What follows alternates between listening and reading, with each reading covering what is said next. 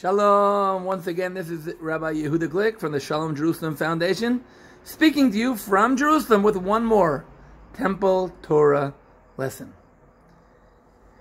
We are studying today the holiday of Sukkot. As a matter of fact, if you look carefully, you can see the bamboos above my head because I'm sitting in my sukkah. You may be able to hear the noise of the traffic behind me because the sukkah is not in the house, it's outside on the street. And we're continuing to study what we call Temple Mount Torah, trying to study the words of the Torah, connecting them to the Temple Mount. And today we're going to be studying the second mitzvah, the second obligation of the holiday of Sukkot, Tabernacles. In our first lesson, we spoke about the actual sitting in the sukkah and the concept of sitting in the shade of God. Today I want to talk about another aspect. And we will be reading the verses from the book of Leviticus, chapter 23, verses 39 and 40. So join me, and I'll tell you we have some surprises waiting for you here on the table. So it says in chapter 23 of Leviticus, verse 39. So beginning with the 15th day of the 7th month, after you have gathered the crops of the land, celebrate the festival to the Lord for 7 days. The first day is a day of rest, and the 8th day is a day of rest. On the first day, you are to take splendid choice fruit from the tree, and palm fronds, leafy branches, and poplars, and rejoice before the Lord your God for 7 days. Listen carefully. We're talking about the holiday when you gather your crop. Gathering your crop means taking the fruits that you've been waiting for all season, bringing them home, and celebrating the harvest. On the first day, you are to take 4 species and rejoice in front of God. Rejoice in front of God, we know quite clearly, rejoicing in front of God means rejoicing in the temple. So you're to go to the temple holding on to 4 species. What are those 4 species? The Torah separates between 1 and another 3. The 1 is the fruit, the citrus fruit, the etrog, called in the Torah pri etz hadar. Pri, the fruit of a beautiful, of a splendid, of a very fine tree. That is the etrog. Pri etz hadar. Then we have the other 3. The kapot tamarim, which is a ripe frond of a palm tree. You can see it's still closed. It's long. It's like a trunk of a tree. Then we have the myrtle, hadassim, and we have the willow. You take them together and rejoice in front of God. What could be the understanding of taking these 4 species together? You see carefully, I'm carrying the etrog in my left hand, the other 3 in my right hand, and we unite them together and we say a blessing, and actually we should be saying that blessing in the temple. What could be the concept of that obligation? One of the ways I want to do it is learn the concept. We said the concept of the etrog, the terminology that the Torah uses is pri etz hadar. Pri, fruit of a beautiful tree. The only other time the Torah uses that combination of phrases, pri etz, the fruit of a tree, is back in Genesis chapter 2. Genesis chapter 2, the Garden of Eden, where God plants a garden in Eden and he puts man there. And if we read in verse 15, the Lord God took the man, he put him in the Garden of Eden to work and take care of it. And the Lord God commanded the man, he gave him 2 commandments. Number 1, eat from any tree in the garden. Eat from all the trees of the garden. Positive order. Second, you must not eat from the tree of knowledge of good and evil. Did we listen carefully? Not one word is mentioned about the fruit. Eat from the tree.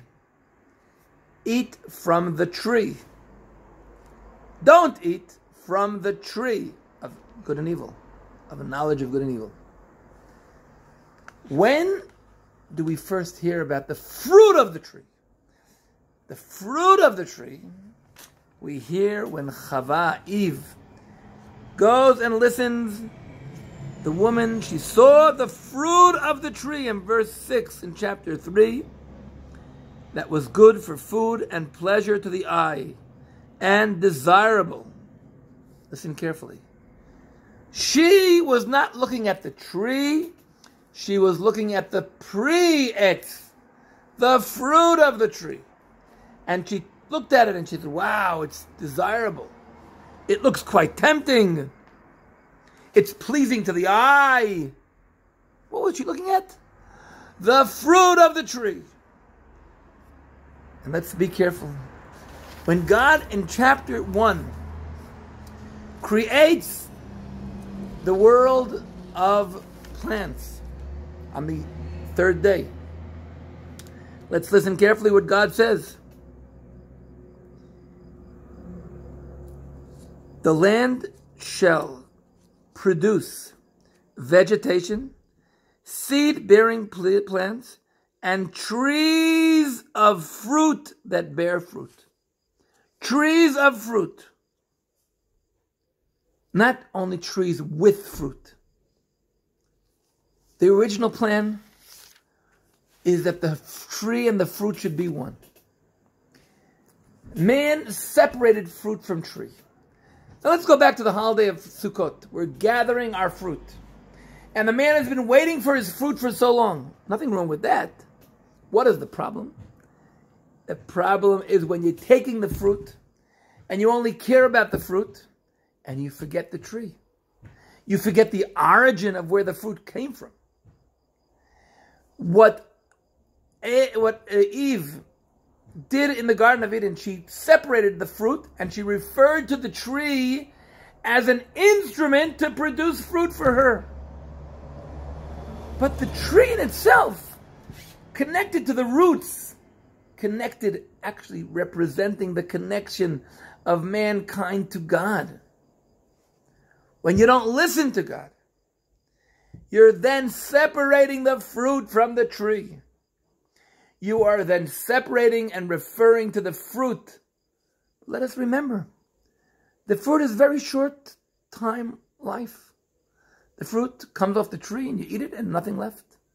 If you don't eat it, it gets rotten pretty fast. The tree is long lasting, but we tend to forget the tree. Comes Sukkot, where we're going to rejoice in the temple, which represents the Garden of Eden. We're going to God himself, and we want to live with him intimately. We want to live with God and rejoice with God. What do? We take the different parts of the tree in our right hand, the trunk of the tree, the branches of the tree, and we put them together and we refer to the tree. Then we take the fruit which looks beautiful. We don't eat it. We connect it to the tree. We unite it with the tree. And we say, on the days that we are collecting our crop and eating our fruit, we remember that the fruit comes from the tree. The tree is from God. We remember that every single thing we enjoy in this world has an origin, has roots. And we do not want to separate the fruit from the tree. We want to remember at all times the closeness to God. And therefore we go to the temple.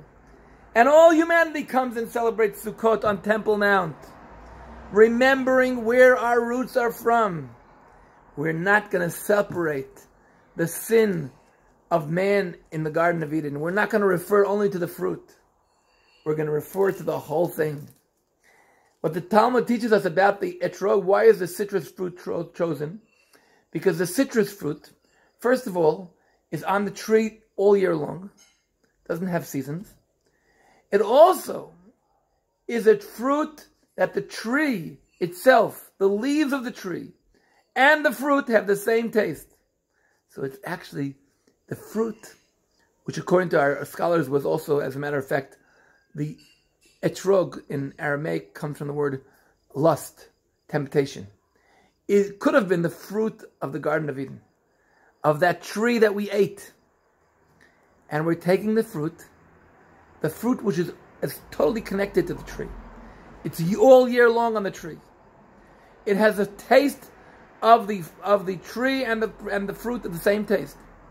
And it also lives on all water, which means it is actually like the rivers in the Garden of Eden. And we're taking it together with the parts of the tree. And we're saying we will not forget that the tree, that the fruit comes from the tree. That everything in this world has an origin. And we will remember and shake and rejoice and tell God we're so happy that we are so lucky to remember at all times that we come from one God. Therefore we can see the branch, the bark, the trunk of the tree is one and facing towards God. And we're taking all the parts of the tree and remembering the origin of all the rejoice in the world back to living in the Garden of Eden. And we do it in the temple, which represents the Garden of Eden, God's divine presence in this world. Shalom from Jerusalem, hoping in our near days we will be able to rejoice together, all nations, on the Temple Mount, remembering that our origin is from God, and He is the origin of all of our life. Shalom, Yehudah Glick, from Jerusalem. Shalom Jerusalem, with Temple Mount Torah. Shalom and a wonderful Sukkot.